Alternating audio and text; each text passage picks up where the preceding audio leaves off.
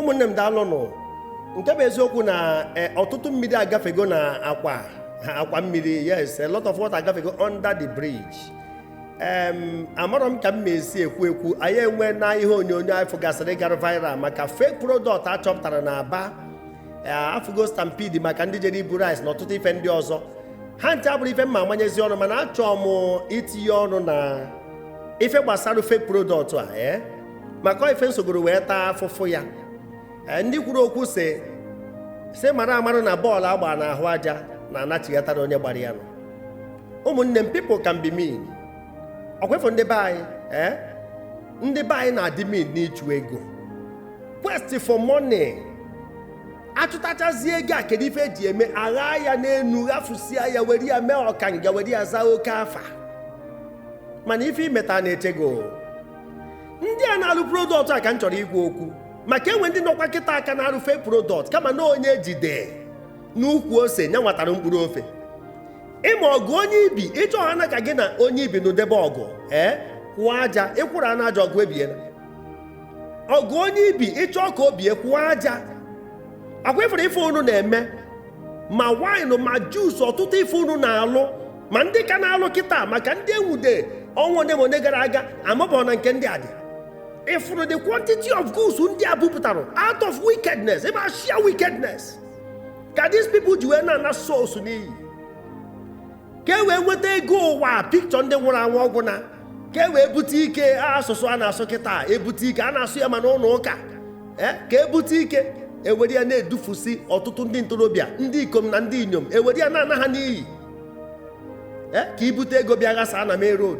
Onye gbara ego akpọ na-agafu ego ọ maka na obodo adịgo ka ọ ya adị maka o kwesịrị onye gara na ego abịa buru ya jụọ ife ọ na-arụ, jee dị na akaụntụ ya marụ ka ego si abata na ka o si apụ, marụ product ọ na-eproduce, marụ ife ọ na-edistribute, marụ ife ọ na-eme import, marụ services ọ na-erenda, o ya eji aghafu ego. Mana anyị abago one chance, anyị nọ na bad wagon. So many parents na-edunye ụmụ ha ori enwere ebe ndị otu gị na-eweta ego jee weta ego. Nwa gị jezi ibute oke ite obodo gị wee tụọ ụtụ apụtazie hei na onye a chọrọ igbu mma ya na onye a chọrọ igbu mpa ya, anyị esoro kpọrọ ịgba nwatakịrị nwoke ma nọọ gị nwa na-akwa ihe ọkụ n'ike inye nwata ndụmọdụ ka ọ baa uru, chụọ ego n'egwu nke Chineke, bụrụ conscience wee kpaa ego ụwa dịkwa iche ya na ị na-asọ nwatakịrị ọnụ kwa ụbọchị na-akọ ya ọnụ were ya na-anwanyere ndị ọzọ aka. Onye nwa tiri ọtụtụ ha na speed a ha na-agba kịta na-enweghị breki, ọtụtụ n'ime ha enwe breki pad ọmba ka let dọrọ akụnyere gbaa ka o save lives achọwa ndụ nwaanyị mmadụ. Ọ bụrụ mmadụ gburu ya bụrụ na ọnwụ chi ya ọsọsọ Chineke ma agwaghị lives nwaanyị ya save.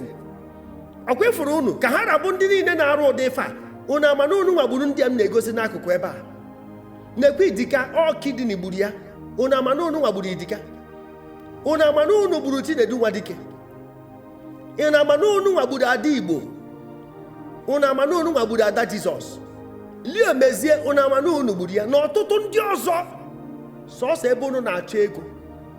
Onye ka internet fraud ji wee karịa, kidnapping karịa, total emasculation, destruction of lives. Ekwu na ya ebido igwude ndị na-agha ego mgbe e na-ere anya fụ na ọ dịrị iti ka o ya emetụta abịa nyụọ nke ahụ wee ruo tata ya anụkwana ya maka ndị ọgaranya na-agha ego, maka onye ji ego na-agha ego. Oh yes, ya afọ onye baro ka o ji egha ego. Onye ego dị n'aka na-agha ego, ọkacha ndị mere ego mbute. Efu na mmadụ na-akpụrụ ọzọ mgbe a fụrụ ndị o metụta maka iwu obodo a na dị too weak for the strong, dị too strong for the weak. Ọ ife anyị nọ na ya. Onye ọ na-ejide n'ego kịta aja aka na rice ọkwa unu fụrụ ya iberibe akarịgo, respect adịrọzi ma ebe ụmụazị nọ ma nwaanyị a na-anụ anụ ma ụmụ agbọghọbịa, respect adịrọzi. O jide mara eji na-aghasa. Ekwuona m ka m ekwuo, ntinye mkpu ka m eti mmechiere onwe m ọnụ ka mebe nna ya obiko onye ọnụ na-achụ ego anasị na mmadụ ndụ ha maka nke ịnara ego ịnarụ ndụ a ebe a ka ọ kakwa njọ. Ịnarụ mmadụ ego ịnara ya ndụ ya maka onye ilesi fake juice ị na-arị ego narụkwu ya ndụ ya. Ọnwụ juice ọ na ndụ ya n'ihi ịma mmadụ ndị na-arịa kidney mgbe na-ekwukwu ka ya esi wee rụọ kidney hospital onye Igbo ọ na-atọ 1,000 naira nke plan ya adịgo concluded. Ọ bụrụ nwa ka anyị na-arịa anyị na-eme mkpokọnata na na-eme mkposasị onye nwe anyị ekpu n'ikpe o onye nwaanyị ekpu n'ikpe obi kwe gị a na-egosi ndị na-arịa kidini onye na-atụ okwute n'ahịa ọma ndị ọya ada n'isi. Echeta m otu nwoke na-ele ọgwụ akụrụ akụ, ọ na-ele drip mmiri nkịtị, wee bubata drip ya n'ime afịa, o wee dị ofu ụbọchị ebuje mama ya ụlọ ọgwụ. Oge a na-akwa ezi mama ya drip, ekwecha ya drip, nwa obere oge mama ya nwụrụ ka ọ ṅụcha drip. Mgbe dọkịta ji were ụgwọ ya na mama ya nwụọ na ofebata inene drip ahụ ọ ṅụrụ, ọ bụrụ na drip ọ na-atụnata nke mmiri nkịtị ahụ. Ụnụ afụrụ ya? Drip ọ na-atụnata nke mmiri nkịtị, ụnụ afụ na aka nsi abanye ya ọnụ.